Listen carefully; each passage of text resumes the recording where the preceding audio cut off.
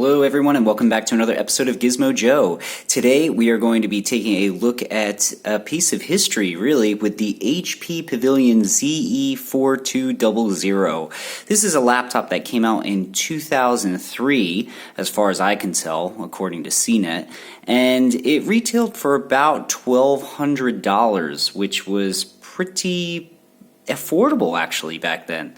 But this guy was definitely on the lower end of the spectrum. It's got an Intel Celeron processor, so it's pretty low end, and I think it had minimal amount of RAM. Now, what am I doing with this guy? Well, I'm going to see if I can actually use him for something, because as you can see, it's pretty old. It doesn't have Wi-Fi. It's even got a floppy disk drive over here, which I thought was pretty interesting.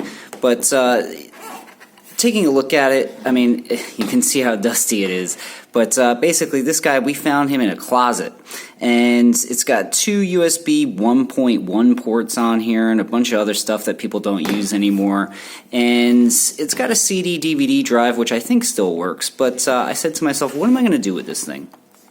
It has a 20 gigabyte hard drive, 20 gigs, runs Windows XP, and yeah, I said, you know, I can put Linux or something on it to try to make it somewhat useful, or I can try to turn it into like a little emulation machine. Now, if you've watched my channel before, you know that I do like video games, and I have a soft spot for video game emulation due to the fact that I like to be able to play a lot of the games that I used to grow up with, especially arcade games that, you know, I didn't have a lot of cash when I was a kid, so pumping quarters into games, I couldn't always do it. So that's why I really like emulation. But with the RetroPie and all that sort of stuff, that's a lot of fun. But what am I going to do with this thing? I didn't want to throw him out. You can't really use him for anything. I don't need him for anything.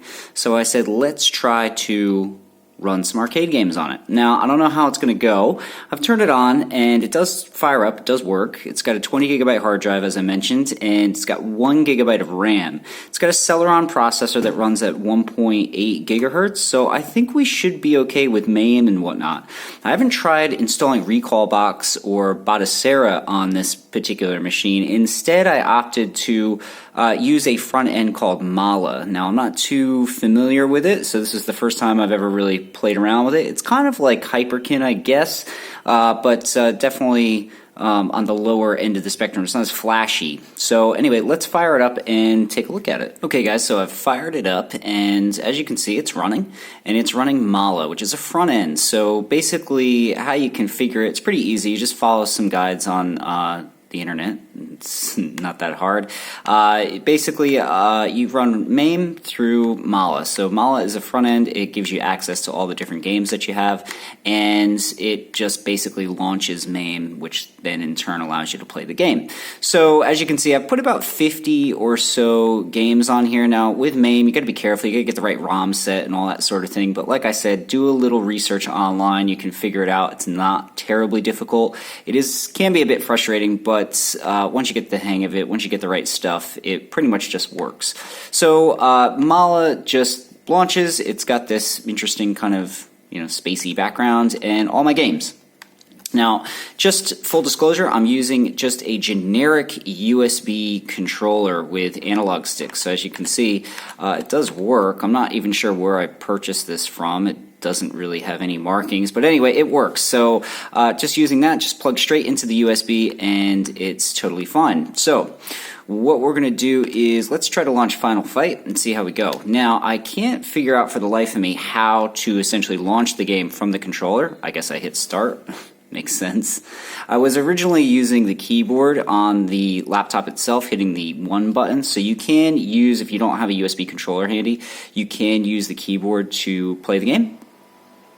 So what it's doing right now is Mala is essentially telling me that I don't have the right file. So again, this is can be somewhat frustrating. So let's try GigaWing. This is a cool game. I quite like it.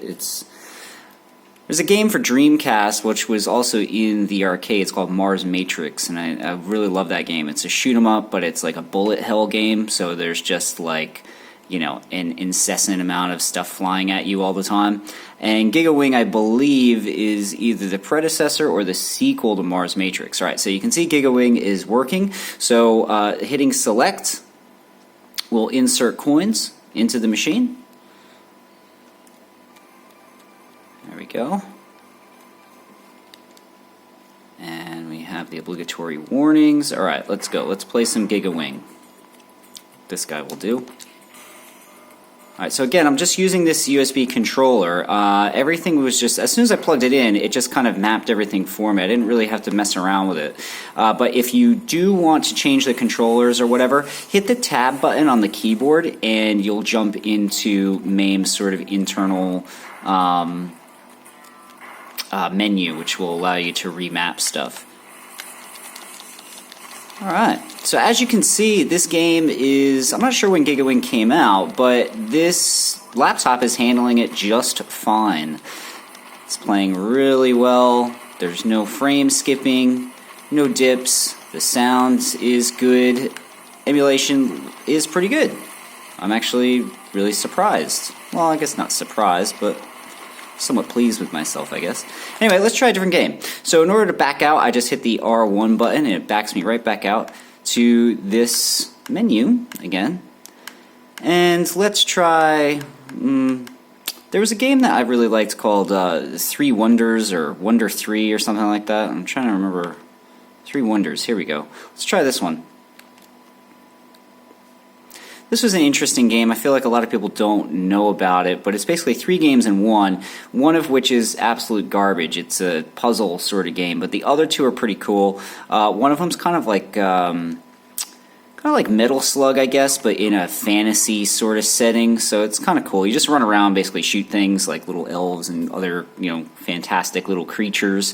The other one is a shooter, a horizontal shooter, which again is pretty fun. And like I said, the third one is a bunch of garbage. So popping coins in the machine, it allows us to pick our game. Like I said, this one, just stay away from that, but these 2 are pretty good. Let's give this one a go. This is the Metal Slug sort of game. Quest for Chariot. I don't know. There's a story, but who cares? Alright, so my guy hasn't appeared yet. So there's my little guy shooting little arrows. It's got some really cool animation. I like the animation when he's running. The music is appropriate. And basically this is the game. You just run around. There's some bosses at the end that are quite large, Metal Slug-esque. Like I said, it's very, very similar. So if you like that sort of game, you'll probably like 3 Wonders. So if you can get your hands on it, definitely do it. And there's like different guns and power-ups. Again, just like Metal Slug. So this one's a lot of fun. Anyway, let's back out of that. So anyway, as you can see, this little machine, even though it's, approaching 2 decades old, is more than capable of handling some of these games. Let's try Street Fighter 02. This was probably one of my... I'm not very good at fighting games, but I do enjoy the Street Fighter Zero series as it's known in Japan. I believe in Western countries it's called Street Fighter Alpha. But let's see if it can handle that. It is a somewhat, it came out a little bit later, so we'll see if this machine can handle it. It should. It looks like we're working here. Let's pop some coins in the machine.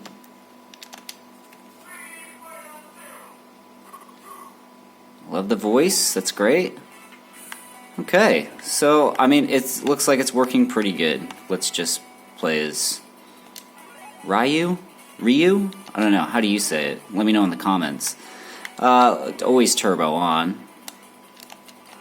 Like I said, I'm really garbage at fighting games, so don't judge. But let's just see how it runs. Okay. I can't remember exactly how this game is supposed to run. It looks a bit choppy, but honestly, it's pretty good. It's definitely playable. Although, yeah, you can hear it a little bit. It's a bit choppy, but I can't really pull off any moves. The only one I could do is a little fireball, but even then, I feel like...